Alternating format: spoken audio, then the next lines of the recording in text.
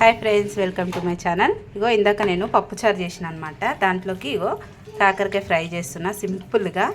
ఒకసారి చూడండి, బాగుంటుంది, మీరు కూడా ట్రై చేయండి. ఇగో ఇవన్నీ కాకరకాయలు ఒక రౌండ్గా కట్ చేసి నేను ఉప్పు వాటర్లో బాగా నానబెట్టి తీసుకున్నాను అనమాట. ఇగో ఇట్లా స్టవ్ ఆన్ చేసుకొని ఆయిల్ పెట్టుకున్నా.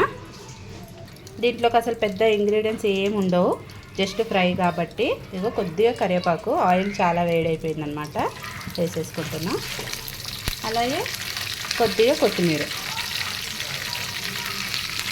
అవి కొంచెం ఫ్రై అవ్వాలి. కొద్దిగా జీలకర్ర, ఆవాలు, ఇందులోనే కొంచెం పసుపు కూడా వేసుకొని ఒకసారి వీటిని కలుపుకుందాం.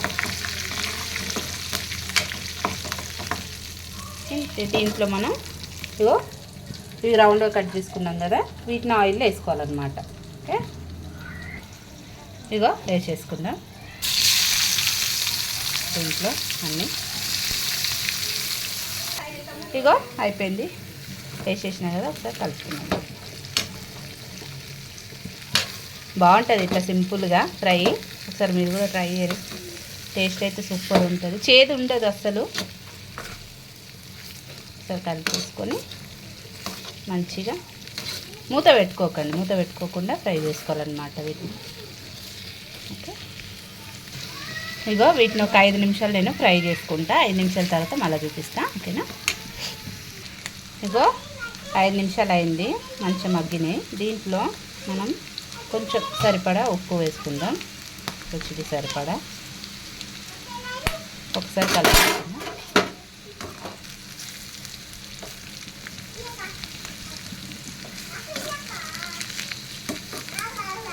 బాగుంటుంది, ఒకసారి ట్రై చేయండి ఇట్లా కాకరకాయ ఫ్రై.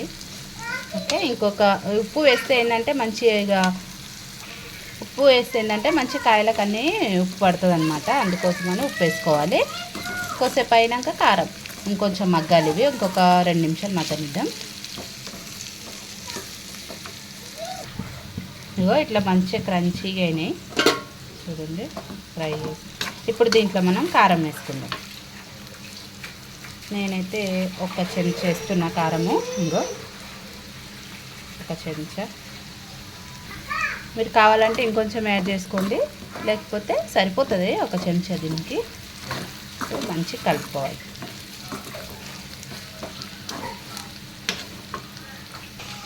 ఇగో అయిపోయింది, ఇంతే, కాకరకాయ ఫ్రై రెడీ అయిపోయింది. ఇగో దీంట్లో కొంచెం కరివేపాకు వేసుకొని దింపేసుకోవడమే. చాలా బాగుంటుంది, టేస్టీ కాకరకాయ ఫ్రై. చాలా సింపుల్గా ఉంది కదా, మీరు కూడా ట్రై చేయండి తప్పకుండా. ఓకేనా ఫ్రెండ్స్, బాయ్. స్టవ్ ఆఫ్ చేసేస్తున్నాం ఇంకా. అంతేకాదు ఫ్రెండ్స్, మన ఛానల్ని అయితే ప్లీజ్ సబ్స్క్రైబ్ చేసుకోండి, తెలంగాణ స్పెషల్. ఓకేనా, అలా అంతే, లైక్ చేయండి, షేర్ చేయండి. బాయ్.